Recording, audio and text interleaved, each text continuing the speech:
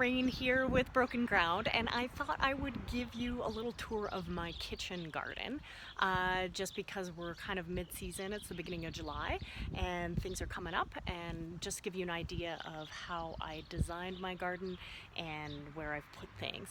So just as a reminder, this is my kitchen garden. So this is the garden that's really close to the house, where things that need my daily use and maintenance are close in, so that I can kind of visit everything and keep an eye on everything all the time. So let's start out.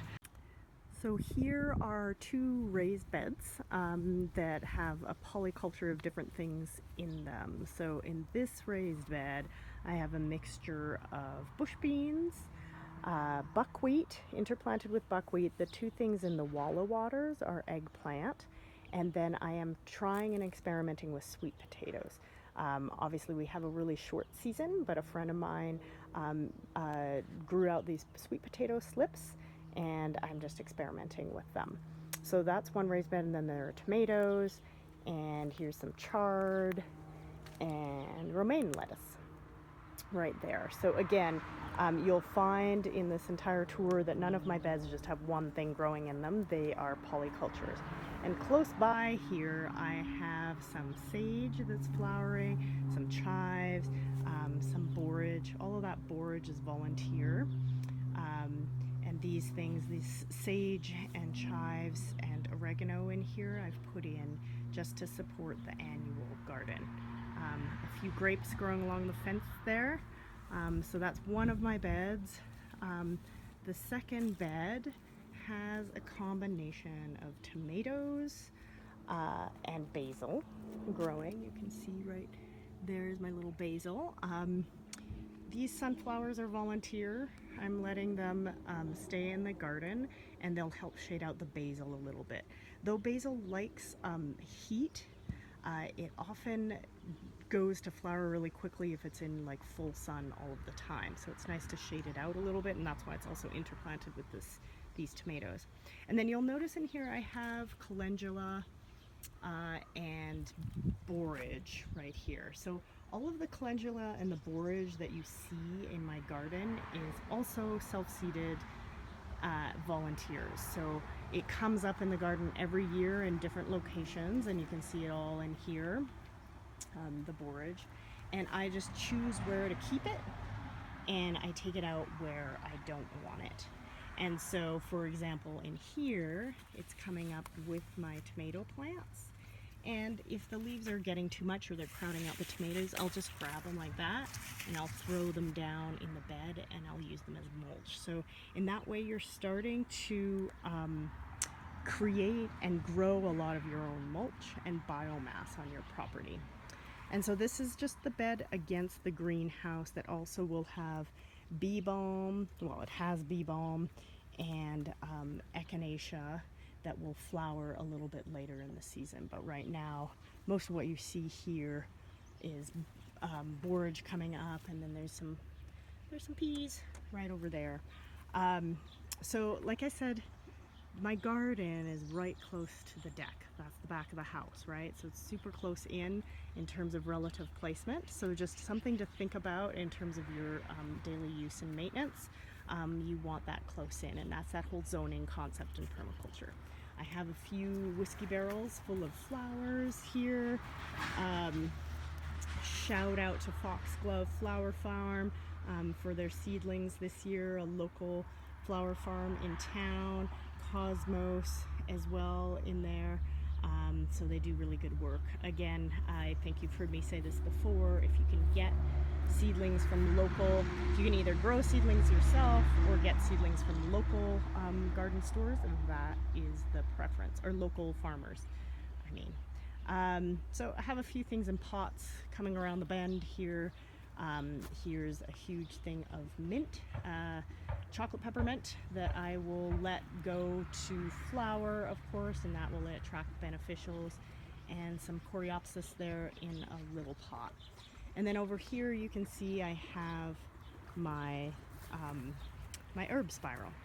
And so my herb spiral, I use it, yes, to grow herbs, but also because there's that microclimate of that rock there that's absorbing heat during the day and radiating it out at night. I also put a lot of my peppers in here and they like it a lot. Again, I have some eggplant in those walla waters. I find that eggplant need that much more heat, so I'm just keeping them protected even though it's the beginning of June. Then I have all this volunteer dill. So there's all sorts of volunteer dill coming up in the garden as well. And again, that's something where I take that out when I don't want it where it comes up, and I leave it where I do. And dill is really good in terms of attracting beneficial insects into the garden space. So here's my little pond at the base of the herb spiral. Again, that's connected to the roof water from the house, and the water in here then overflows into the big pond that you see over here. And I'm going to do a whole video about building garden ponds, so stay tuned for that as well. Again, here's my greenhouse. So again, relative placement close to the house, because you're going to be using this very early in the season when there's likely, if you're in a cool climate, there's snow on the ground. So you want it fairly close in. And I'll give you a tour specifically of the greenhouse in another video. I just don't want this video to go too long. Yeah, stay tuned for that. This is my main kind of, again, kitchen garden bed, and you can see there are all sorts of different species in these beds. So I practice, polyculture planting, like I said before, and in here you can see there's a combination of tomatoes and basil and kale and all sorts of different things coming up. Again, the calendula and the sunflowers and the kale that you see there, that's all volunteer. So then here is a bed of kohlrabi and also broccoli.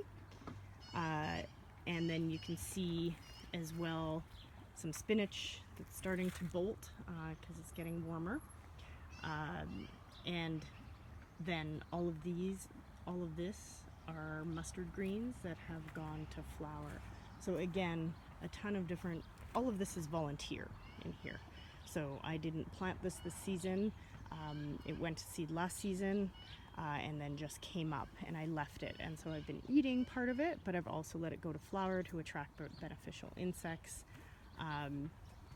And again, you see that borage, those sunflowers, that calendula, again in the garden. So a lot of what has happened here is that I have a lot of self-seeding annual plants that now I don't have to plant at all in the garden. And most of this kitchen garden area is tomatoes because our family really likes tomatoes. But again, interplanted with all sorts of different beneficials. You can see here, this is a polyculture bed where I'm growing brassicas. So we have broccoli, and you can see there's a cabbage right there. And then there's a broccoli that's starting to head right there. But you can see, again, there's that whole theme, repetitive theme of sunflowers, calendula growing, and then there are peas here in the middle of the bed. So all of these beds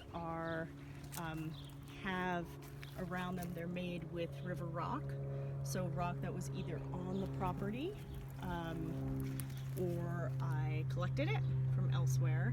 So that kind of gives the beds some additional heat, again absorbing that heat during the day and radiating it out at night, and just defines the spaces a little bit more. This is all volunteer garlic that's come up. You can see it's scaping here, so I'll come through and I'll just harvest these scapes here. But again, that's stuff that I did not plant. It just randomly came up in the garden. And this is what kind of happens in a permaculture garden, is it takes on a life of its own and a character of its own every season, depending on what happens. I have some tomatillos here growing. Again, there's some dill. And that dill, I just kind of dug it up from somewhere else and put it in the middle. So that's another thing that you can do that with volunteers in the garden, is you can just dig them up and plant them somewhere else and view your garden as kind of a nursery. So again, here's the pond. So the pond, again, is attracting beneficial insects. Any overgrowth of plant material in the pond gets either added directly to the beds, the garden beds, or it gets added to the compost piles. So just thinking about relative placement of things makes it really convenient to have it really close to the garden.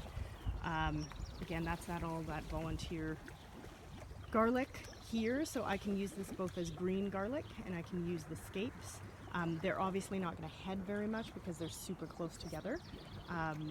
But again, I can also let these scapes go to flower, and then they'll create bulbules and do the same thing over again. So kind of the wild garden approach here in terms of what you're trying to do.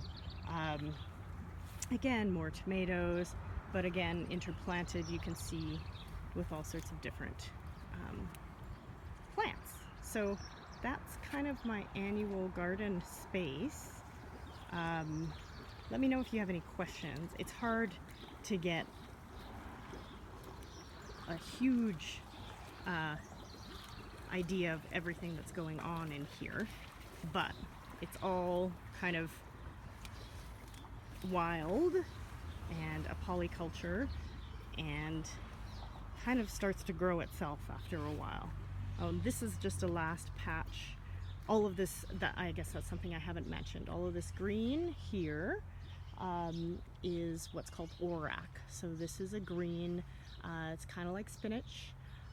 This is just self-perpetuating. I've had this here for 6 years now, and it just keeps on coming up and back every year. So I never seed this space. And it seems like my parsley also, I never seed that. Parsley is typically biennial. So it comes up 1 year, and then it'll come up a second year, and then it'll die back. But it's either self-seeded every year or just seems to survive.